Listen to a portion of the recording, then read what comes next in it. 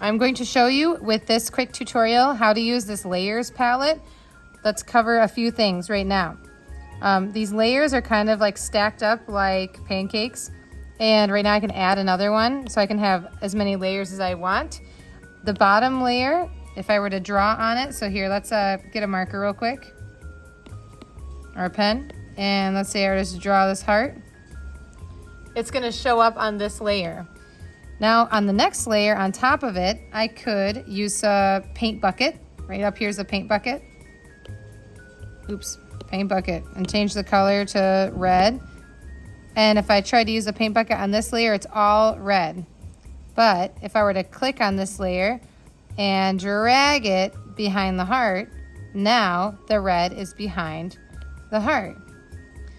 So that's how layers basically work, but we can get a little bit more complicated and use them a little bit more efficiently. So I'm going to show you what I mean now. I'm going to go ahead and tap on this one, delete it, tap on this one, delete it. And let's say that I want to practice drawing a cartoon character of my own creation. So what I'm going to do is on this layer, my bottom layer, I'm going to practice by sketching out a character. So I'll go into time lapse now.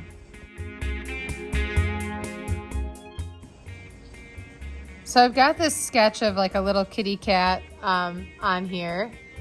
And if I want to do an outline now, what I would do is I have a new layer here above it. I'm going to lock my sketch just so I don't accidentally work on it and mess it up.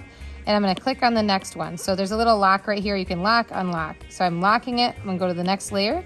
And I'm going to use an ink pen. And I'm going to pick black. And I'm going to ink my drawing. One thing to note is that when you're inking, you can pick this little S-shaped guy. It's a predictive stroke. And the way that that works is like, let's say that I'm going to outline this eye. That's sort of like me doing it with my hand and I got a little messy. If I up the predictive stroke, it's going to predict what I'm trying to do and straighten it out for me. Now 5 did it almost like too perfect. I don't really want it to be a perfect oval, but if you're trying to draw like perfect shapes, it'll do that for you. So you can play around with that. I am going to adjust, I think, my predictive stroke to like 3 or 4. Let's see what 4 does for this eye. Let's do 3. Because I still kind of want it to have a hand-drawn feel without being, yeah, I like 3, I think. Without it looking too like computery. All right, so now I'm going to go into time lapse.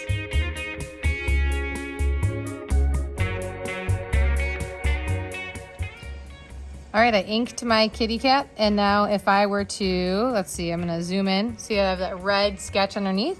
I can hit this little eyeball and hide that red sketch. So now I kind of can see what my kitty cat looks like without that sort of messy planning sketch underneath. Right now, if you drew your shapes and your cartoon character, whatever, without any gaps, meaning like right there's a gap. See where that line doesn't meet up?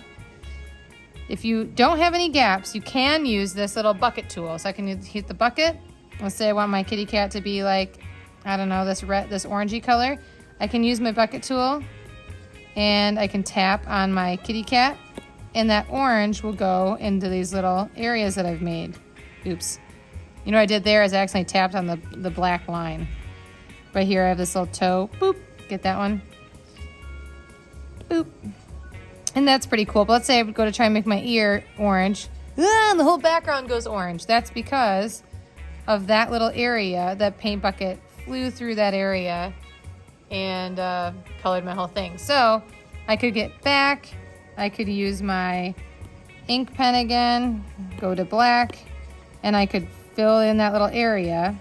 And that way, when I use my bucket, tap the ear, it'll stay in that area. Okay?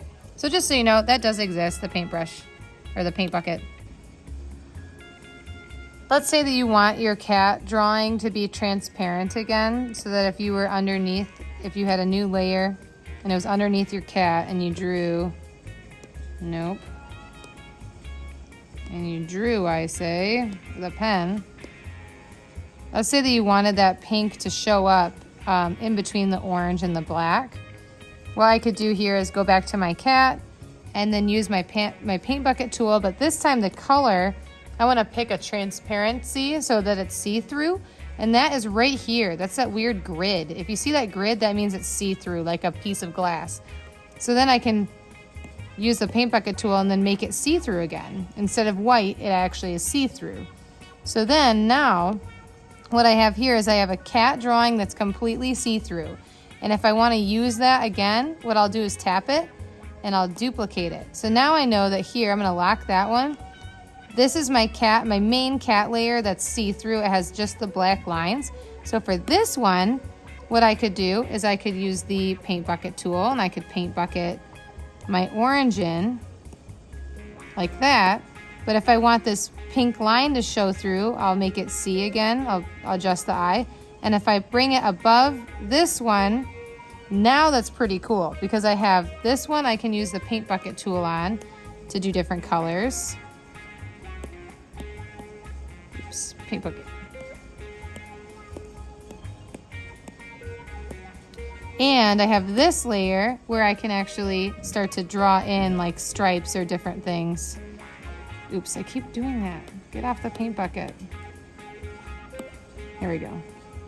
So now here I can still add little stripes and stuff, but it's gonna be behind those black lines. So it just takes a little bit of planning on your part to have that see-through layer on the very top.